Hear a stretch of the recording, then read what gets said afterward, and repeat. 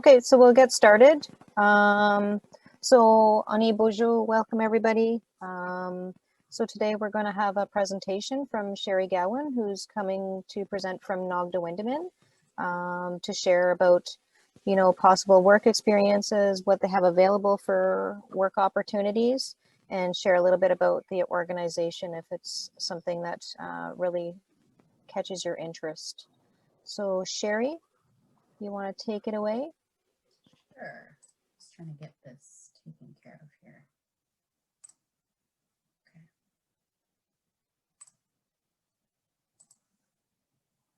Okay. It's funny because it keeps jumping over to my other screen. So just give me 1 second here. Okay, you guys can all see that, eh? I'm just going to leave it as is.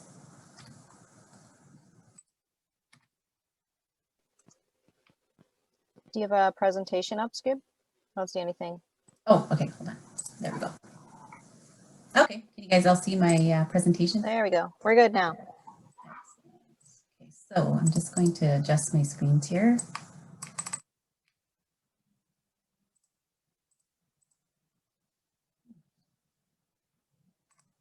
I can see everybody. Okay, so I guess we'll get started. So Bojo Minedo Ishkole Kwendago Ustodem Etikmekshing Donjaba. So my name is Sheri Gowan. I work at Nogdawindamin in the Human Resource Department, specifically in recruitment and selection for our East region. So I'm just going to talk a little bit about, you know, how this presentation is laid out. So I'm going to talk a little bit about the agency itself. I'm going to also talk about some of the communities that we service and specifically some of the programs. Actually, I'm going to talk about all the programs that we have here at the agency. And kind of what makes Nogdawindamin different is going to kind of be the focus throughout my presentation. So I'll start off a little bit more about my introduction. So my name is Sheri Gowan. I work at Nogdawindamin, again, as the Recruitment and Selection Human Resource Officer. I joined the agency back in 2018. Previous to that, I was working at the North Shore Tribal Council, and I was doing a lot of employment and training initiatives there. So when I joined Nogdawindamin, it was kind of something that I always knew I was going to be a part of. I was aware, I'm a member of Tikmekshing, so I was aware of, you know, the growth and I guess, you know, kind of what was taking place in the direction of the agency. So when I joined Nogdawindamin, it was kind of my thought at the time was that I would join the agency and try to find the people that were going to be doing this good work in our communities and specifically working with our children. So, and that was kind of my thought when I joined the agency. And that kind of still kind of continues on to this day. I, like many of our, you know, members of our communities have had, you know, family members affected by, you know, the missing and murdered Indigenous women, the 60s scoop, you know, the residential school effects. And I see that every day kind of in my family and in my community as well. So to me, you know, the notion, I guess, and the goal of Nogdawindamin is, you know, really helping our communities to be healthy. So moving on to the vision and mission statement. So if you're not aware, a vision statement is kind of like, what is the ultimate goal? You know, what is it that, you know, what's your end game? What is your ultimate goal? And so our vision statement is healthy Anishinaabe families and communities, protecting, nurturing, and guiding our children. So ultimately, we want healthy communities. We want children that are protected and nurtured and guided by our members. So that's our kind of like our end game, our end goal. Our mission statement, and mission statements are, you know, basically, how are you going to get there? What are you going to do to make it to your vision statement? So For Nogdawindamin, it's that Nogdawindamin will assist the communities in their responsibility to strengthen families and communities for the safety and well-being of children by providing community-based services grounded in Anishinaabeg values. So that's kind of what the things that we're going to do to get there. Okay, so just I used to be an employment coach as well. So just a little tidbit, it's always really good information when you're researching a company to really take a look at their vision and mission statements, because that tells you the role and what the what that company is trying to do. So I'll give some little tips like that as we go through as well. Okay, so moving on. So we also have a set of relationship statements as well. And so at Nogdawindamin, we embrace the philosophy of valuing relationships and good governance. So kind of how we maintain that, or how we accomplish that, is fostering and maintaining positive and collaborative relationships by engaging our families and extended families in all aspects of service delivery. So, a lot of decisions are made with input from not just the immediate family, but also the extended family. So, that can be aunties, uncles, grandmas, grandpas, and even great aunts, great uncles, so they're all included in this family unit. Also, the second point is maintaining cohesive relationships with First Nation leadership. So that's always a primary goal, consultation with the communities themselves. Moving on to providing services that reflect the principles of strong partnership among Anishinaabeg. So reaching out for other community supports, reaching out to other service providers as well. And then building models of collaboration with existing community services. So again, reaching out, there is a lot of community supports already in place for many people. So it's just, sometimes people don't know how to access them. So that's, talking about that piece, and really, reaching out to those supports that are already existing in the community. And then consulting the communities in a comprehensive and meaningful process to ensure their input is respected in service design and delivery. So it kind of comes from the top up. So, our board of directors is based from, representation from each community. And so that's a lot of our direction and our goals, and, kind of where we're going, identifying gaps, all of those things kind of come from the top down, and that's really coming from community themselves. And as we kind of work through this presentation, I'll kind of mention some of these programs that have been developed because of the input from, the communities themselves. And then the last point there is just developing working relationships with external partners to achieve our agency goals. Okay, so I just have a question, and people can just feel free to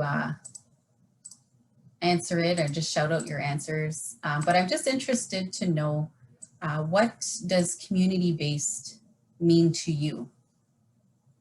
So anybody can just feel free to kind of answer that. Anybody? Mm-hmm.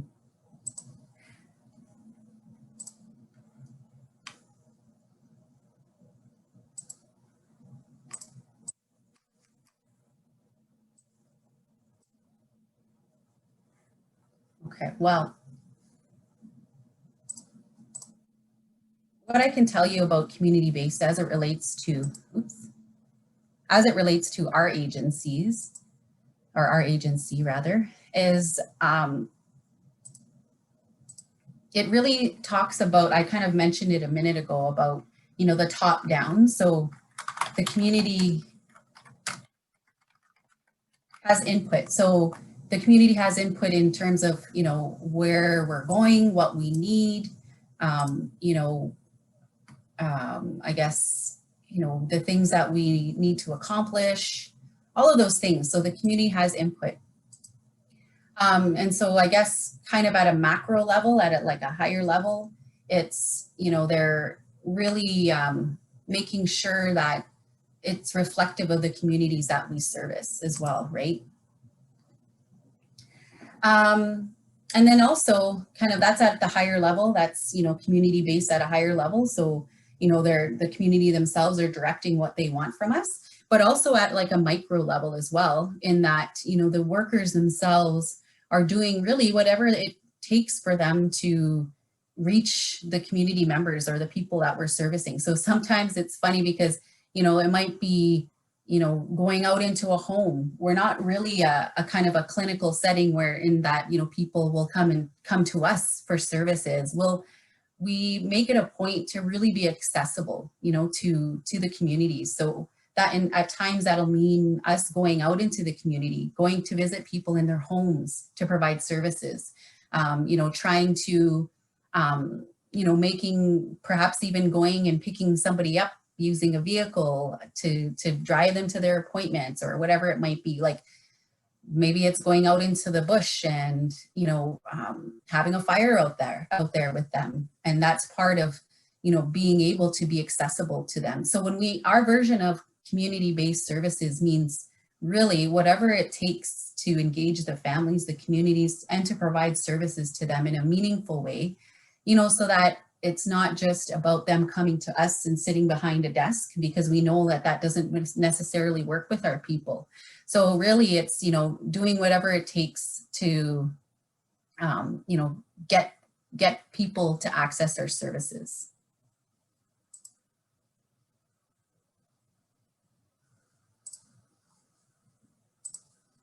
Okay, so. We have some comments in the chat. Shkib. Oh, okay. I'm not seeing it on my screen for some reason. It's, I'm having a view right now. So. I can read them out. Yeah, perfect. Sheri mentions what the community wants. And Olivia writes, custom to community needs and availability capacity. Oh, okay. So that was their comments to what I had asked. Okay, yeah. Gotcha. Okay, so just give me a second, because I think I'm going to disconnect one of my screens because I think it's going to make it better for me.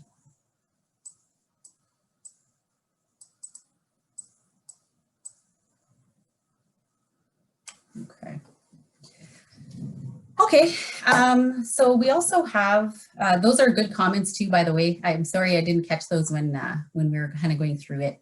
But yeah, I think you guys kind of understand, you know, that it's basically, it's just our doing whatever our communities need from us.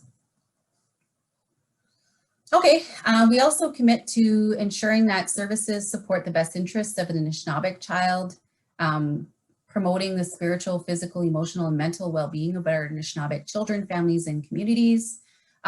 So, you know, in the direct planning for families, we include the medicine wheel as part of our plans of care for children, and as well as, you know, families as well. Providing our families with community-based services, providing our families with strength-based services, providing our families with communities with services in a timely manner, and ensuring our children remain in the circle of family, community, or nation.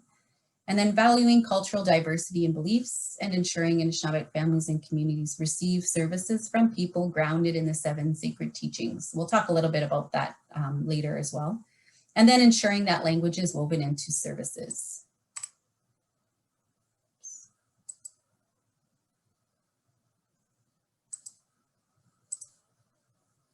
Okay.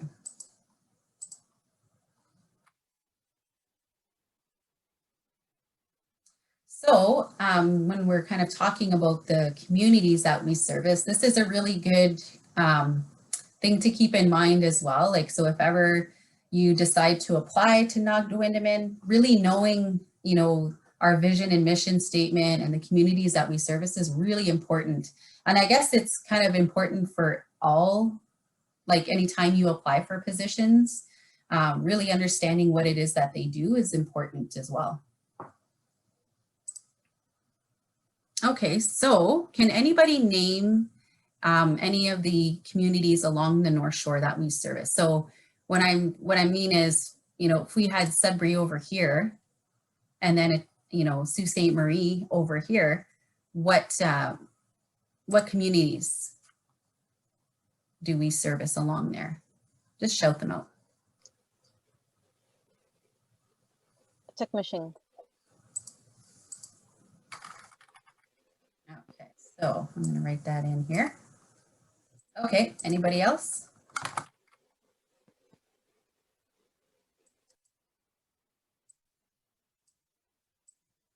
So kind of picture yourself. This is what I like to do, how I remember the communities. So there are 7. So picture yourself driving to Sault Ste. Marie and all the communities you're going to pass along the way. Anybody else? Serpent River. Oh, we have another one, Garden River. Okay, so Garden River. So Garden River is kind of like right here. An abbreviation is like that. So Garden River. We have Cutler. Cutler is Serpent River. Okay. AKA.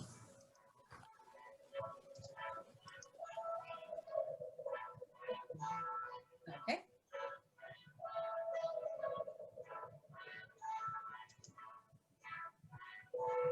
Anybody else? So between Serpent River and a Tek, there's one right there in the middle.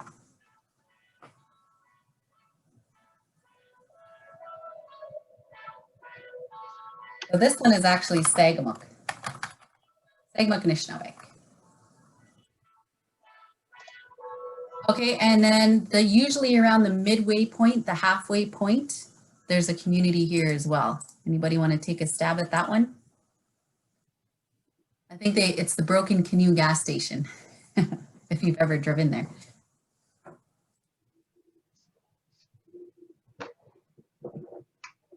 Anybody? Or we also refer to it as MFN, so Mississauga First Nation. So that's kind of near Blind River area, kind of the midway point if you're driving. And then after that, it's actually Thessalon.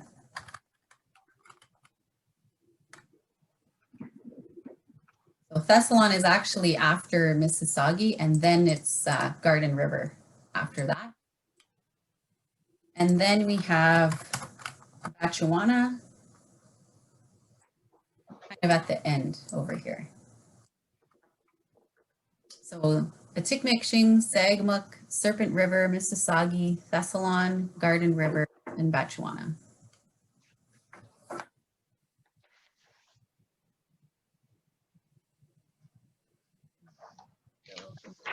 Clear this.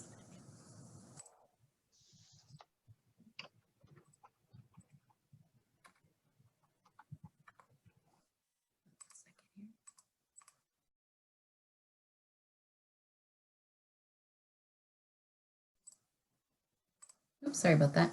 I just realized I was muted. Okay, so clear all drawings. Okay, so now that when we have, the communities all kind of figured out, so this is their different emblems, I guess, of the different communities. So you have a Tikmikshing, they have the Trillium, Sagamok with the eagle, Serpent with the fight or the sun, Mississauga, Thessalon, Garden River, and then Batchewana. Okay, so part of our code of conduct or our code of ethics at the agency is the 7 grandfather teachings. So, kind of each is represented by a different animal. And so this is kind of like how when we are, considering how we behave or how we interact with others, we always kind of follow the code of ethics, the 7 grandfather teachings. I think, this is probably discussed quite a bit in your program, but this is kind of like, how we do business as well. So I'll just start over here with love. So Zagadawin. So to know love is to know peace. And so, when we're in this practice, we try to encourage staff to really reflect on these 7 teachings, as, in understanding and how we interact with the community members that we service, and then also with our coworkers. So understanding that love is, something that, is demonstrated through, by being peaceful, being at peace, I guess. Moving over to respect, so Nakiiwin. So to honor all of creation is to have respect. So, really practicing being respectful and knowing that, there's a spirit in all things.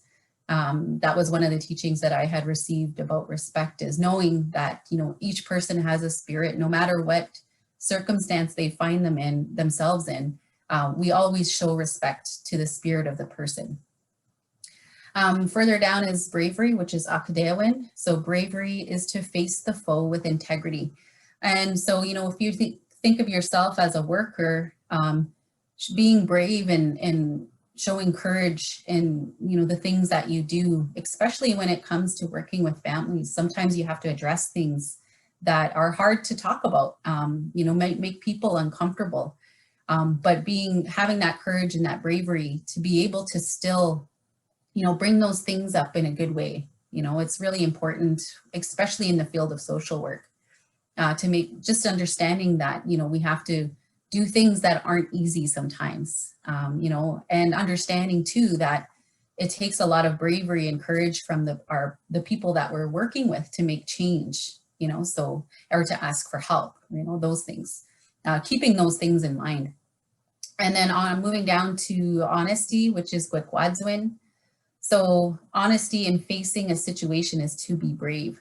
So again, honesty is, we kind of sometimes we put honesty and truth in the same kind of bracket, but being honest with ourselves is really important, and really considering ourselves. So if we think about a conflict that we may have had, being honest with ourselves is the first step in resolving a conflict, because we have to really think about what is it that's bothering me about this situation, and we can also show honesty when we interact with our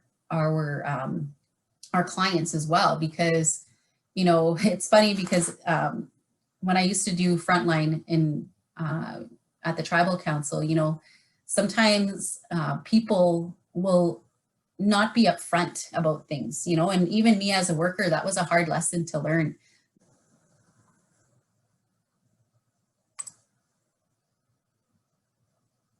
Okay, so yeah, just, when we're thinking about being honest, it's being honest with ourselves and being honest with, our clients that we work with as well. Moving on to truth, so Debwewin. So truth is to know all of these things. So all of these teachings and really understanding them. And, life is really funny in that we learn things at different times. So, we might think we understand what it means to be truthful. Just the other day, I heard this teaching about truth, that truth is not spoken, truth is observed.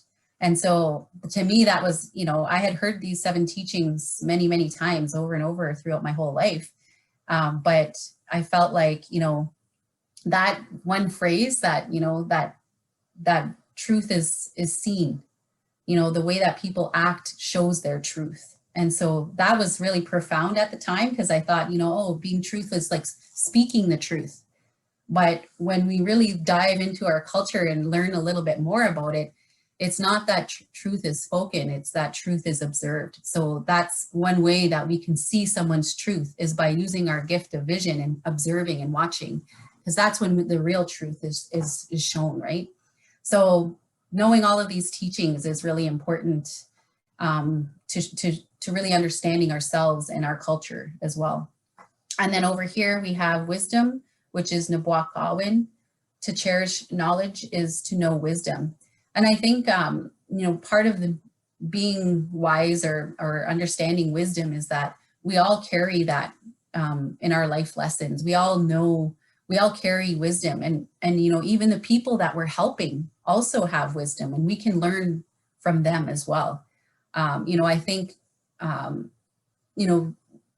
with the insight like this, it's that, you know, really understanding that we all can teach one another, you know, even in a client and counselor, say, relationship, you know, the counselor can also learn from their clients, you know, which is a really important thing. It's like sometimes we feel like if we're, you know, the worker, that we have to know everything. And, you know, it's okay that we don't, you know, we can learn from them as well. Because ultimately, you know, when we're helping someone, they're the ultimate wisdom keeper in their life. You know, they themselves know what they know or what they've been through or what's right for themselves, you know. So just really understanding that wisdom can be also learned at any time.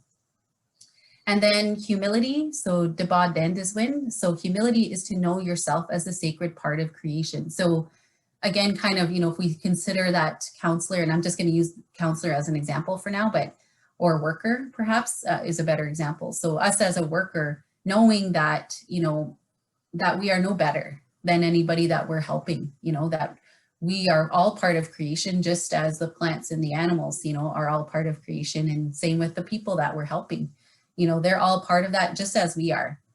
And so it's really important that we always keep that in our mind, that humility, so that we don't get ahead of what we're trying to do, you know, because when we don't practice that teaching, we, you know, we really destroy relationships, you know, and can limit our ability to help people when we're not practicing humility.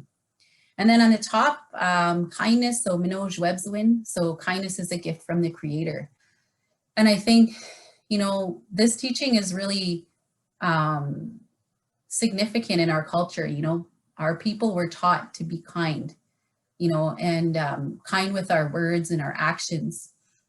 So I heard this teaching the other day from one of our elders that's retired now, but was at our agency for many years. His name is Mike Biso. And so when he talks about kindness, he says that kindness is taught to us from our partners, you know, so when we go to have, you know, a relationship with another person, you know, whether it be a spouse or, you know, whatnot, it's kind of like, that's our ultimate test of our kindness, you know, because we get to know that person so well that, you know, it's almost like we test our kindness. How kind are we? Because we always have to choose to be kind to that other person, you know, even when we're angry or you know, if we're frustrated, or so we learn about kindness from our partners. And to me, that when I heard that, this was not long ago, I thought that was so profound, you know,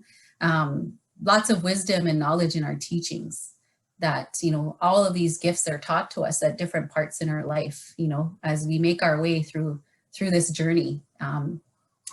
So these teachings, you know, this is something that we're continuously learning in our agency. We always have speakers and elders and cultural people coming in and talking about these and giving teachings from different perspectives. And, you know, I think it's really important that this is what makes, you know, our work different, is that, you know, we learn to practice these things and learn continuously what they mean to ourselves. I thought I knew what these meant, but coming to the agency, it's like I'm hearing so much more and gaining a greater understanding of these teachings, you know, so it's really important and really profound. And this is also our code of ethics. Any questions about any of that?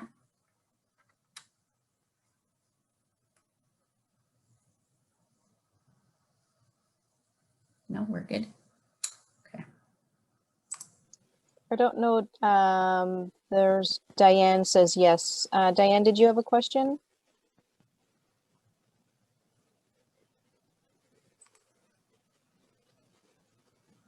Okay. She says that was earlier. Did you want to go ahead and ask it, Diane, anyways? Sure. Okay.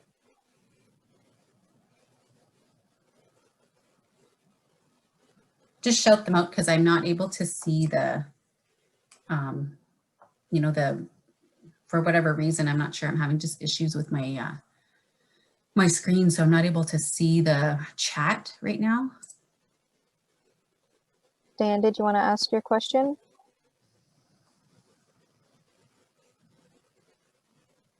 If we could see Okay. if I found it. Okay. She Can you said no, see it's it right okay. now? Oh, okay. Okay, so give me 1 second here. I'm just gonna move this out of the way. Okay. Yeah, it's really weird. I feel like they might have upgraded the system of like Zoom since the last time I used it, because it's totally different right now, and I'm not sure why that is, but anyway, we'll keep on.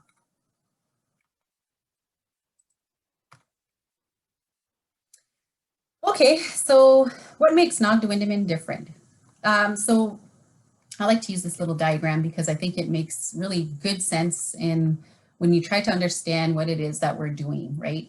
So in the middle, you see the community, the family, and the child. So they're always the center of everything that we're doing, you know. Even in our vision and mission statement, that's reflected there, you know, that we really want them in the center and always in our mind, you know, what's the best interest of the child, you know. How can we help the family? How can we grow the community? You know, so those are always things that are in the back of our minds when we're planning, when we're considering, you know, services and that kind of thing. So if we could kind of maybe do a comparison here. So on the left, we have mainstream or Western view, and then on the right is Nog, being culturally based. So, you know, historically, the Children's Aid Society, you know, there's historical views, I guess, of mistrust or misunderstanding. It's centered on the provincial standards and regulations. So NOG is community and strength-based. So, you know, strength-based meaning you're building off the strengths of the person, right? I'm sure you guys are learning that in your theory through the social work program or other programs at the university. But being community and strength-based, the community, it's community-driven and child-centered and focus on the child. It's holistic and inclusive. So, you know, including the community and generations of the family as well in planning. So the next point is parents have sole responsibility to change under arbitrary timeframes and expectations. So, you know, a lot of time has been, you know, provided to these families that, you know, these are the things we need you to do by this time, you know, which we know that healing is a journey, you know, it's not that like you can't necessarily put strict timeframes on those things. So, you know, with Nogdawindamin, it's the community, family, and generations work together on a journey of empowerment, healing, and balance. So, you know, previous, you know, it's like putting those strict timelines, but we understand that, you know, healing can take a long time for some people, you know, so we really try to keep that in mind when we're working with families. On the left side, again, it's, you know, court involvement, shame-based, and punitive outcomes. So Nogdawindamin implements cultural supports and interventions to retain rights and connectedness. You know, just really keeping those things in mind and wanting to support in a culturally appropriate way. So mainstream again, the appropriate services and resources are lacking in the community. So NOG's response is, you know, community and strength-based services developed and directed by the community. So as we kind of go through and look at the different programs, you'll kind of see some of those support services. On the left again, so service delivery is bureaucratic, difficult to access, and too often inappropriate and a poor fit with cultural and traditional values. Just as an example to that, you know, back in the 80s, you know, there was a lot, and actually even recently, you know, there was a lot of misunderstanding about the Tikanagan or the cradle board, you know, and oftentimes people would get called, you know, people would call Children's Aid Society because of particularly healthcare professionals, because of lack of understanding. They just saw a baby tied up in a bag, you know, and that's kind of the lens that they were coming from. But you know, when we consider our cultural practices that, you know, our people have done that for thousands of years, wrapped our babies up, and there's a teaching behind that and why we do that. So that's just an example of the difference between, you know, mainstream and being culturally based, is that we understand that, no, you know, these are things that our people have done, and it's not you know, it's not doing any harm. You know, it's actually helping them to develop their gifts at a very, you know, young age. So again, collective response and a wraparound supports with community teams addressing spiritual, physical, emotional, and mental well-being. Again, so when we consider mainstream, so isolation and separation from family community to deliver interventions, where NOG's response is balanced and holistic approach to the well-being of community, families, and the individual. And then again, on the Western or mainstream, threat of termination of rights, removal of individual identity and community, family, and belonging. Whereas Nogdawindamin's response is the child remains within the family, community, and nation, and the culture and language remain integral and retained. So, you know, if perhaps, you know, the child can no longer, you know, remain in their natural family, then, you know, we extend out to extended family, you know, aunties, uncles. And if nobody is able, then reaches out to the community, their own community where they, you know, where they're from. And then looking at our nation. So, you know, other First Nation people and who can, you know, work with this child or take this child. So some interesting facts about Nogdawindamin. So we are a growing agency. So March 2017, so we were actually designated in April of 2017. So that same year we had 115 staff. As of last November 2020, we had 346 staff. So considerable growth. I came on in October of 2018, and we, you know, just almost doubled in our size since then, you know, so it's just a lot of growth in our agency. You'll see some of the programs and understand kind of why. Culture is the foundation of our agency. So staff have an opportunity to participate in cultural events, and all staff are given self-care bundles. I think it maybe even extends a little bit more that they don't have the opportunity. It's an expectation, actually. So, you know, we have seasonal gatherings, and we kind of think of that also as a training opportunity. You know, not everybody, you know, Indigenous or not, have exposure to our cultural ceremonies. And so we have these seasonal gatherings, and, you know, upcoming next week is our Bear Feast. You know, so these gatherings kind of take place 4 times throughout the year so that we can, you know, train staff basically and have exposure to that and an understanding of the different ceremonies that take place. In addition to that, when staff come on, they're each given a self-care bundle. So I actually have mine right here, and this was given to me when I started. So, you know, we have the sacred medicines in there. So we're each given our own tobacco, and actually I have natural tobaccos. People grow it within the agency. So we get our tobacco. We're each given a little vial. This is ground up cedar. So to put it on our smudge or put a little on our tongue if we need to. We're each given a little braid of sweetgrass and a little pouch of sage, a little bit of sage. And we're all given matches because they want us to use matches instead of lighters. Plus we're given a little dish, and I don't know what happened to my dish. I think I had brought it out into the kitchen last time I smudged, but we're each given a little pan, a little frying pan, or a little smudge pan. So this was actually given to me on my first day that I started at Nogdawindamin. They were sewn up by the cultural department, and you know, this is for my use. So I can use it in my office, or if I have to go out to a meeting and I need to smudge it beforehand, that's something that's that was provided to our staff. So down here, you'll see a picture of fasting camp in 2018. So the fasting camp, it was actually staff, senior management. So there was our executive director at the time, Carrie Francis, and you know, a number of the directors who went out for fasting. And we had fasting in the East and the West at that time. And so, you know, kind of our leaders, you know, in our agency are the ones that are really pushing that culture and even leading by example, because they're going out doing fasts, and some of them have never fasted before.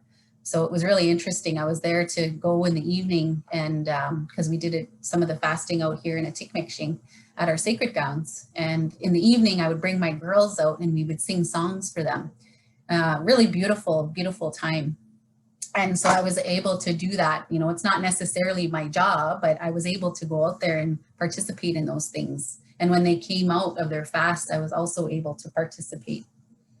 And then we also have a picture here of our staff summer gathering in 2019. So we have, you know, the staff and the drum there. We also have an agency pipe as well and feathers. So I'm just going to take a couple of minutes to go through just some of the different departments. I know like our website isn't up to date. We're actually working on that right now, but I think it's important to kind of really understand the work that we do by going through the different departments. And then kind of just talking a bit about what positions are located in those departments. So for cultural services, again, you know, what that is our cultural team. You know, it's one of the biggest teams that we have at the agency, and they're the ones that are actually going out, taking referrals and doing ceremonies like naming ceremonies or walking out ceremonies, circles. They do a lot of circles and, you know, sweat lodge as well with our clients. So in there we have Shkabewis and Chitwa helpers. We have elders. Well, they're actually called traditional knowledge keepers. And Kinomagejik is the word that we use to describe them. We have cultural clerks, a cultural coordinator who coordinates a lot of our staff gatherings and ceremonies. We have a cultural training manual writer. So she's developed a program for new staff to train them on our culture and our history, which is, I took part in it a few months or about a month ago. It's a week-long training for new staff. It's an excellent training. We also have program assistants, cultural case manager, cultural service supervisor, and then a cultural services manager. So this is one of our directors of service, Karen. She's been at the agency for a number of years, and you know, one of the things she talks about is self-care and how the agency supported her to quit smoking through initiative that was happening. She's been smoke-free ever since. Okay, and we also have, you know, because we are a child welfare agency, so we have child welfare and investigation and assessment. So, you know, investigation and assessment are the ones going out into the community, into homes to do those investigations. And then we have child welfare who deal with, you know, act as a case manager for that. If it's, you know, if that case has been substantiated, those allegations have been substantiated, then it kind of moves on to an ongoing phase. And so, you know, those child welfare workers are people who, you know, really follow up with the family. They work with the family, they work with the children, put those supports in place, assist them, you know, to move through that and hopefully have, you know, if children have been removed from the home, hopefully work with the families so that they can get their children back. And then also supporting the children themselves.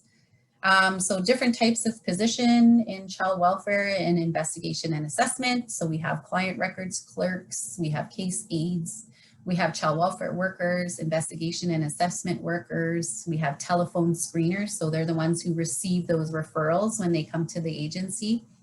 We have team supervisors, and then we have protection resource managers.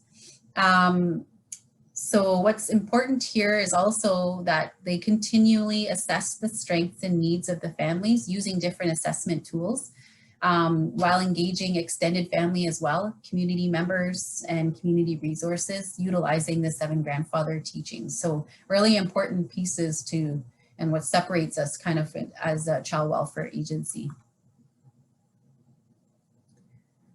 So this is Josh. He's a previous student, I think, of Laurentian University. So he works at our agency as well. So kind of what he says, he talks a lot about being client focused in the delivery of services, and making sure that cultural is always, the cultural piece or aspect is really important when you're delivering those services.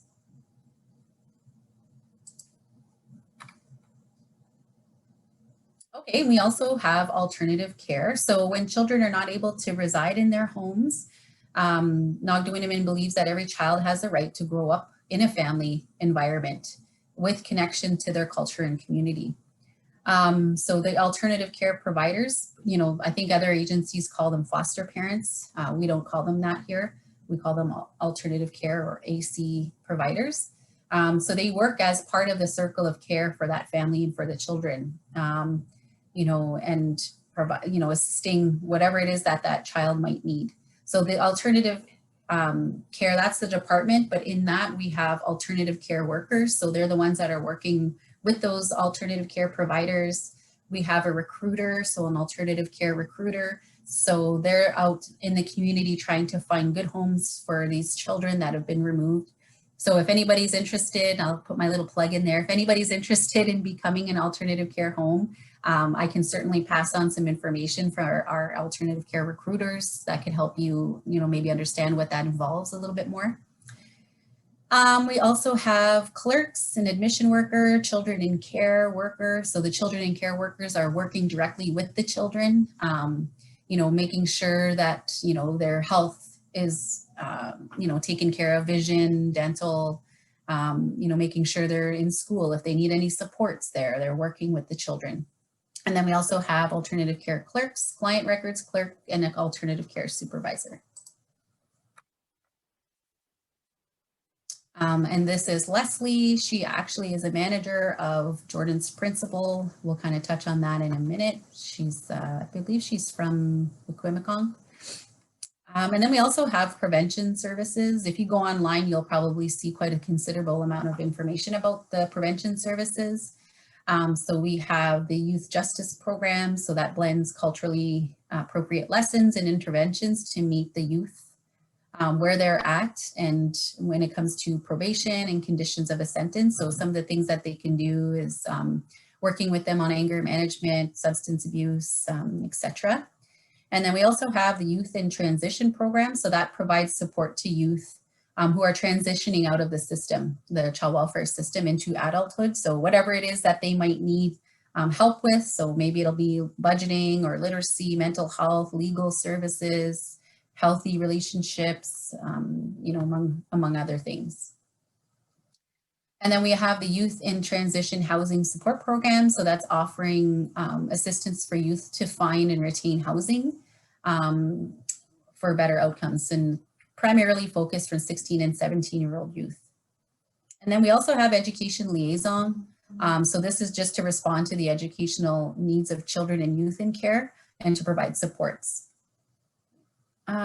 So what types of positions are in prevention? We have the Minomatswin Youth Justice Worker, the Youth in Transition Worker, Education Liaison Officer, a Housing Support Worker, and then a Team Supervisor.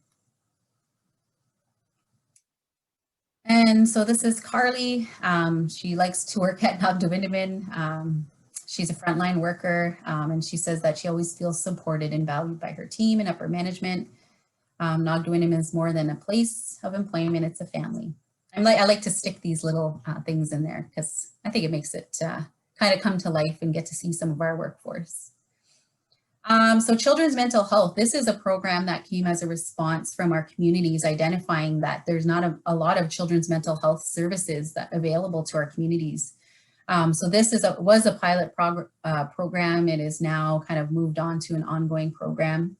So it just helps to strengthen families and communities for the safety of and well-being of children by providing community-based services, interventions, and therapies that are child-centered, evidence-based, and harmonized with the culture. So the services are like counseling, individual and group therapies, art play therapies, counseling and support for parents and caregivers, using the traditional medicines and ceremonies. So the treatment planning, so including the spiritual, physical, emotional, and mental aspects of self when developing treatment plans, which is pretty interesting when I've been able to kind of see a few outlines of plans, which is really neat. And then part of the children's mental health is the intervention program. So the intervention program, it just provides evaluations and therapeutic supports to children in care and their alternative care parents. So it's aimed to avoid placement breakdowns and just promote stability for the placements. So they can conduct assessments, develop treatment plans, and provide therapeutic strategies to the families, just really supporting those placements, making sure that they don't break down. So we realized after doing the children's mental health program for a while that you can't help the children if you can't help their parents as well, right? So we also implemented family services, or we also know it as adult mental health. And so this is counseling geared for adults. You know, can be one-on-one, it can also be group, just helping people to deal with, you know, positive relationships and anxiety, grief, anger, ADD, ADHD, domestic violence, substance use. And so they'll, you know, provide counseling and group therapies, cultural services, access to psychiatric services and assessments, referrals, you know, all of those activities that we do at the agency here. So the positions that are in children's mental health program is the clinical intake case management worker. So they're receiving intakes and processing them, gathering information.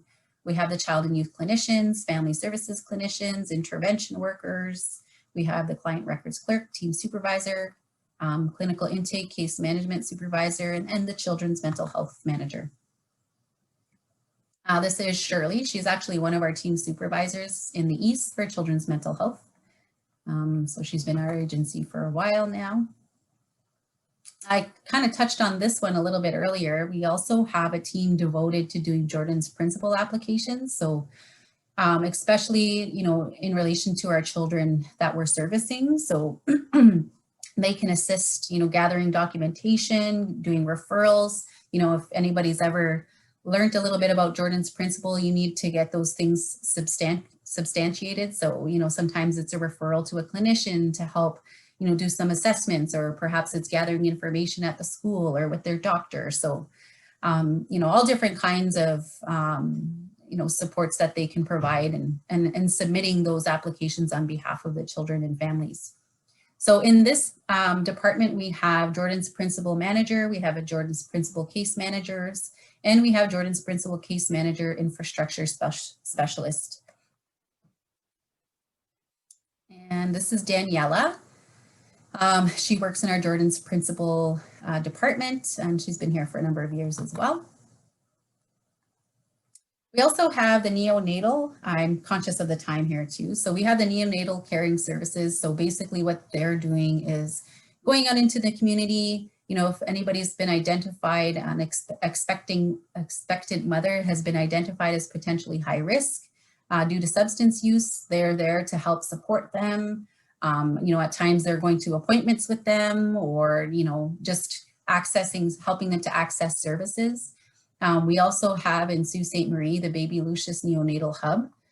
So it's kind of like a centralized hub for our services that we provide. There's an elder on staff there as well. But they also provide transitional housing. So they have furnished transitional housing apartments available at the hub in Sault Ste. Marie. Because if that's identified as a, you know, a barrier for someone or potential risk, that's just, those housing units are available to them to use for, you know, a period of time until they can get access and, you know, get their own housing available. We also have, you know, in the neonatal, we have the neonatal outreach worker, we have the child wellbeing clinical assistant, and the neonatal services manager. Okay, we also have our legal services department. So I guess, you know, we are child welfare, so they're there to help complete court documents and assist, you know, our workers doing training and such.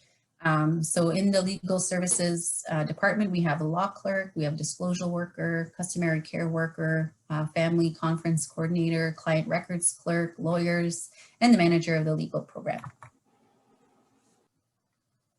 This is Leanna, she's the manager of our legal department. And then another big program that we have is family well-being. So this is a voluntary prevention program.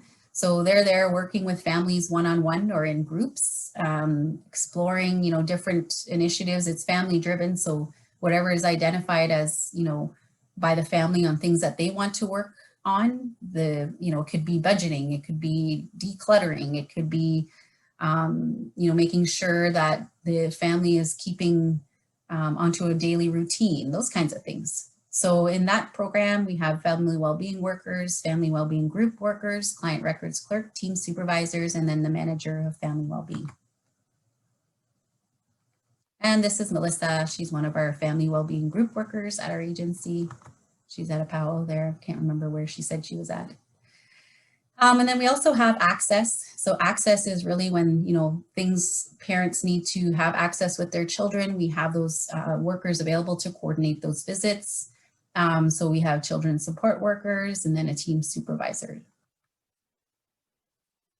And then we have, volunteer services. So drivers, mentors, baby cuddlers, parent support helpers. And then we have the manager and the program assistant.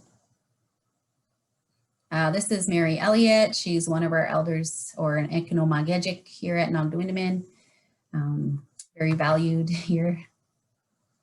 We have our finance department. So in there, we have our finance clerk, receptionist, budget analyst, finance controller, admin assistant, senior financial analyst, and then accounting supervisor. We have a quality assurance department. So basically they're studying our department or our agency, providing rationale to the ministry. So we have quality assurance workers, quality assurance specialists, admin assistants, and then quality assurance supervisors. And this is Sarah. She's one of our quality assurance specialists. We have our HR department. That's the department I work in. So we have various roles in HR as well. I think there's 11 in our department now. And then we have our IT department, quite large, especially now since COVID. We really rely on them a lot for our IT needs. So we have help desk specialists, system information officer, clerks, analysts, health and safety officer, facilities coordinator, fleet administrator, IT supervisor, prevention database, lots of positions in the IT department. This is Rod. He's one of our workers in the IT department. He's been here for a number of years as well. A new program, we have the behavioral model program. So the goal is just to provide cultural based services and basically to, I guess the basis of this program is just to support children and youth in the areas of adaptive skills, school readiness, communication, decreasing maladaptive behavior, coping and anxiety, social skills, play skills. So doing it in 2 to 3 hour blocks. And then the treatment plans are developed with the families and the children. So in this department, we have the behavioral analysts and the behavioral therapists. And then we have this children and youth wellness clinic. So that's developed in a response to lack of availability of mental health services. So, the positions could be registered practical nurse with, a specialization in mental health, administrative assistant, psychologist, family physician. So those are just some different programs or positions in that. So we're kind of nearing the end. So just so you know, we do have benefit packages. So we're an OMERS pension provider. We cover dental, health, vision, prescription. We have short and long-term disability and life insurance. We have an employee family assistance program and an employee wellness program. We have vacation, sick time, self-care days. Self-care is actually now traditional holistic health and well-being days. So you can take up to 5 days per year now. And then 14 statutory holidays. So this is just some pictures of our spring gathering in 2018, our powwow in 2018. This was a mother-daughter special that was hosted. Those were the champions. This is just a picture of our neonatal hub when it opened back in 2018. Our winter staff gathering. We had a ugly sweater contest. And then our orange shirt day, so every child matters. Different teams submitted pictures. Okay, so that kind of ends my presentation. Sorry, I went a few minutes over. I don't know if we still wanted to do a question period or. Does anybody have any questions for Sheri?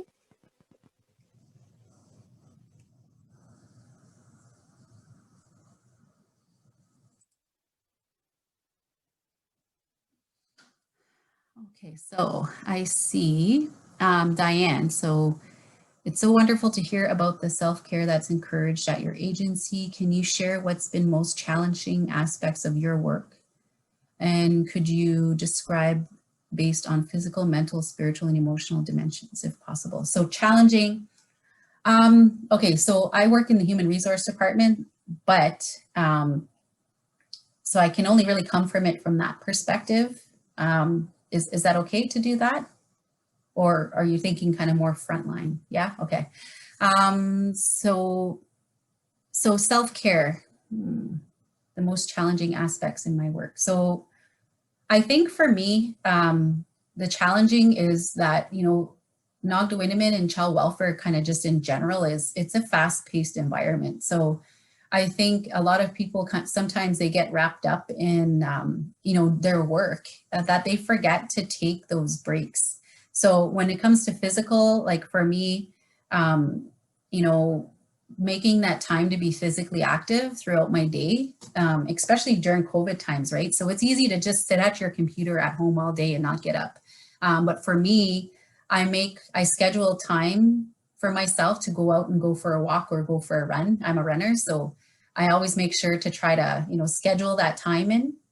And then mental challenging aspects of that aspect. I think like again, kind of those, you know, because it's a fast-paced environment, the challenges that I face in my work, and I think it's kind of across the board, is really getting those techniques down for, you know, really making sure that you're on top of your tasks. I think organization is really key in all aspects of our agency, no matter if you're frontline or if you're working in admin. Really, you know, being open to receiving varied techniques to keep on top of your workload. I think that's really important because, you know, it's a challenge at times trying to juggle many tasks. So what I do is I really utilize my Outlook calendar to plan out my day, to plan out my hours, and sometimes even plan out my minutes, because I really have, if you're juggling a lot of projects, and I'm sure students are really understanding about that, is, you know, that when you have a lot of things going on, you need to really budget your time. And when you're, by budgeting, I mean planning out how long it's going to take you to do something. And then when your time slot is done and you need to move on to something else, you do that, you know. So I think that's in terms of mental. Spiritual. So spiritual at our agency, I think for me, it hasn't been a challenge really. Like, I'm not sure how that would be a challenge, but I know for me, you know, coming from other places, and then, you know, I always found that it was difficult in other agencies or other businesses, or, you know, is that walking and being able to practice your spirituality. So coming to Nogdawindamin, I find time throughout my day when we have meetings, you know, if we're opening up a meeting, we always have a smudge and a prayer. And I think setting yourself up in a good way like that right from the beginning, and that can be with any frontline service, you know, like starting on your meetings with a smudge and a prayer and putting yourself in that dimension, I guess, helps you to do your work in a good way. So I think when we find challenges, it's when we forget that to include that spiritual aspect of our work, then it throws you off balance, right? Then you're only working from your mind and you're not making that connection with your spiritual self in your heart, you know? So like when we have meetings in our HR department, and I know it's encouraged in others, we always started off with a smudge and a prayer. So calling on our elders to help us. And then emotional. Well, I know that, you know, a lot of frontline workers in terms of emotional, they do struggle at times. And I think that's when, you know, being able to debrief with your supervisor, with your team, you know, with our cultural department. You know, we offer a lot of supports for staff to debrief, especially, or go into ceremony sometimes. You know, I know a lot of staff have gone into sweats to try to help them, you know, when they've dealt with something that's heavy.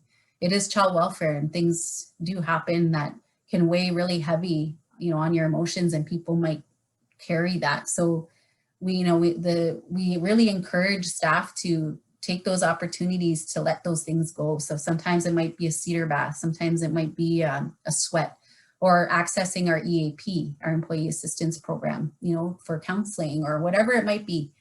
Those things are really encouraged. And for myself, like, you know, I have participated I've done cedar baths and stuff like that at some of our staff gatherings, just to help me too. You know, I may not have been in a really negative place, but sometimes it's that maintenance, preventative maintenance, I guess, is, you know, something that's really important to do as well. And recognizing when you're getting to that point, when you might need interventions later on, or, you know, some kind of help, I guess.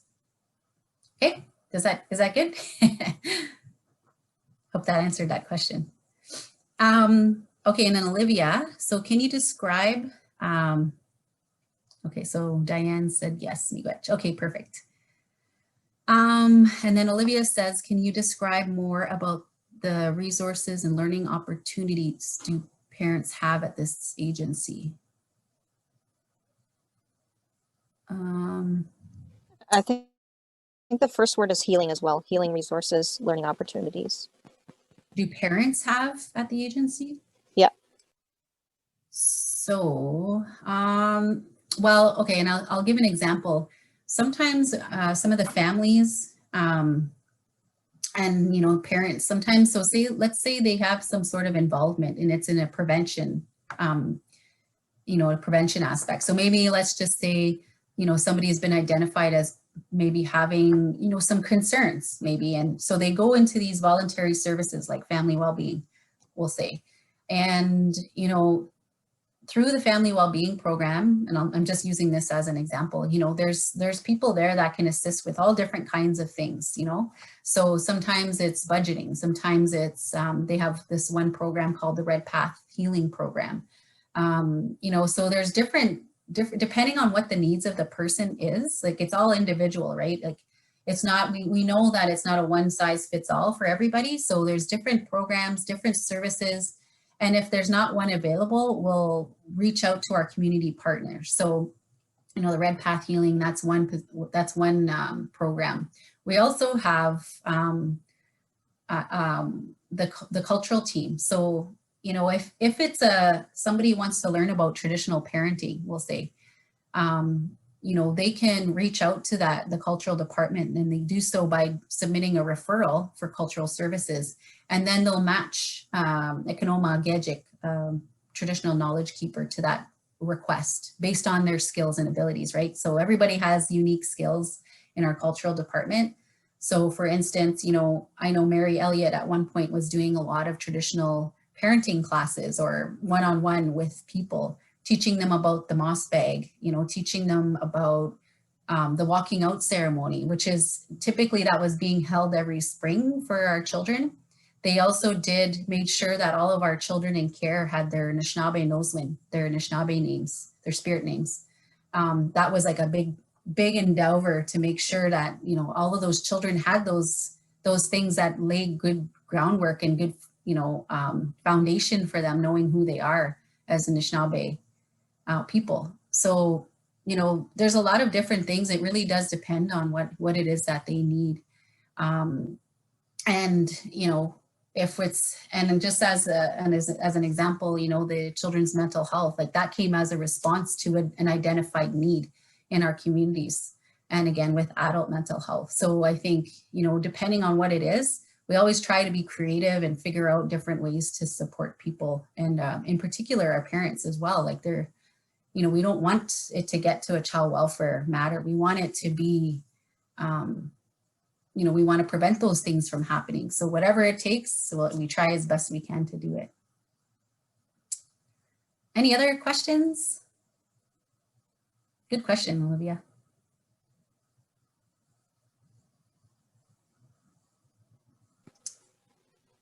What about some of the other people on the call? I don't know. Amy, do you got a question? Just single you out.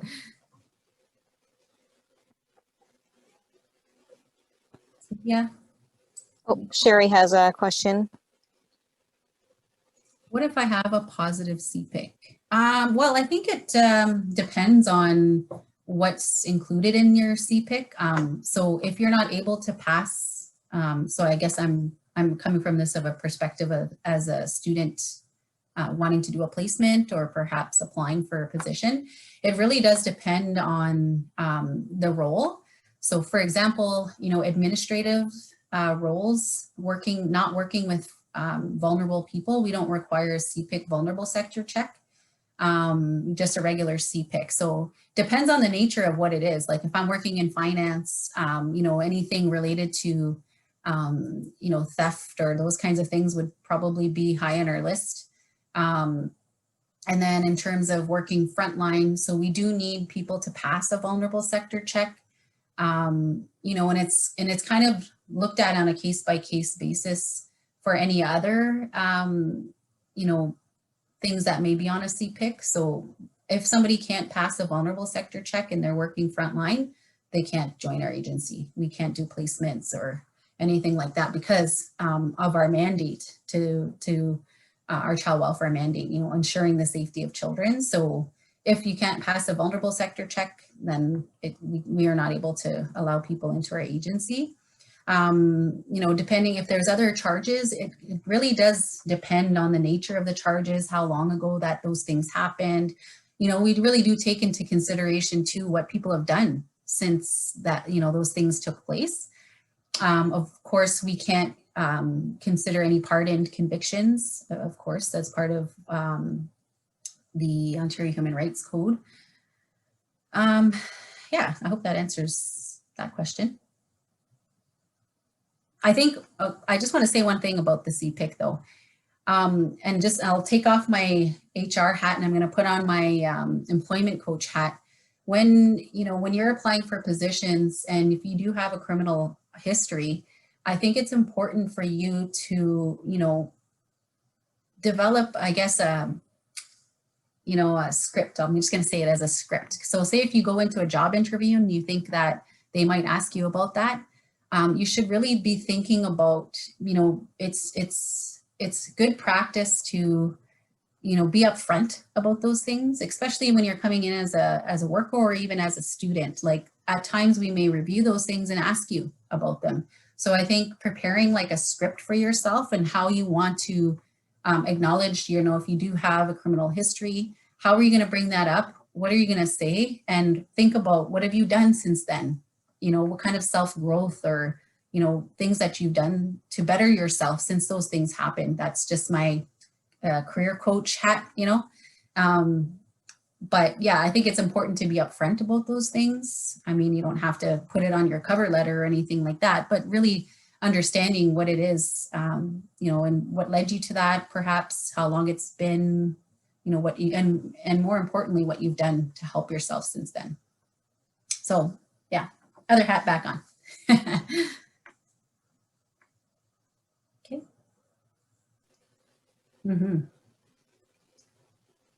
Okay. Miigwech, Sheri. I think you've shared like amazing information about the organization. I definitely know from I share a lot of job prospects around through our students, and Nogdawindamin is a #1 organization that I get jobs from. So it sounds like an amazing organization. I know quite a few people that are working in there. I know quite a few students that have moved on, from post-secondary to start their career there, and they're thriving and they're just loving it. So, we like students. Student placements are an excellent opportunity to learn about the agency, and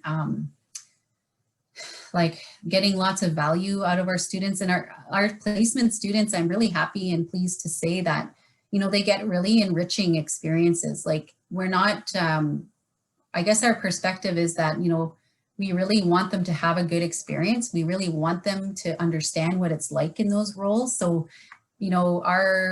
our students are going out with other workers on, investigations or follow-up visits, working, and even in our children's mental health, they're assisting to plan activities with the children and stuff like that. Like I like to think our experiences are really enriching.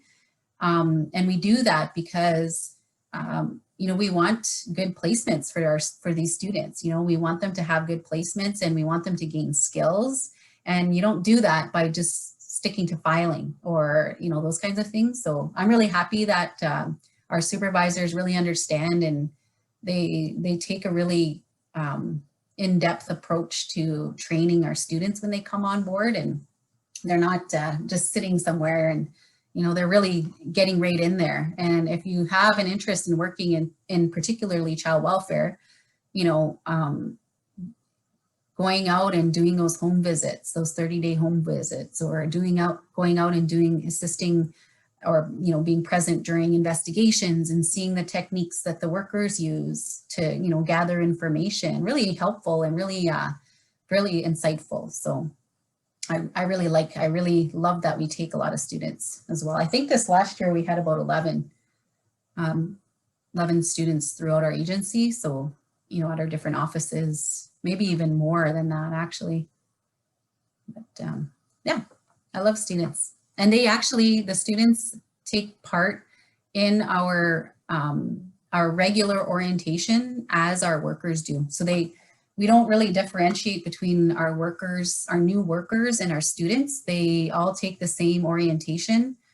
They review HR policies. They have to sign off on documents with the supervisor as well, like our code of confidentiality, or our oath of confidentiality, our code of ethics. Like we go over that just like we would with regular staff, and they take like online training as well for, health and safety, accessibility for Ontarians with disability, those kinds of training as well. So, Miigwech, any other questions? Sorry, I apologize for going over. But I have nowhere to go, so. Okay. I'm not going anywhere. I'm staying home today. I think you shared like quite a bit. I'm just blown away at everything that you just shared. That's just amazing. You have lots of opportunity, and hopefully our students will, see that and value that and look into your agency to look for employment or even placement opportunities. For sure. Okay, so I guess if that's it, if there's no other questions, if somebody has a question later on, you can be sure you can send them my way. I can answer any questions. Okay. Sounds good. We have recorded this, so students can watch it later, and if they have any questions, then they can reach out to me and I can definitely send them on your way. Awesome. Okay, Miigwech for the invitation. I really, this breaks up my day. It's a good way to start a Monday. Just gonna get you on your toes.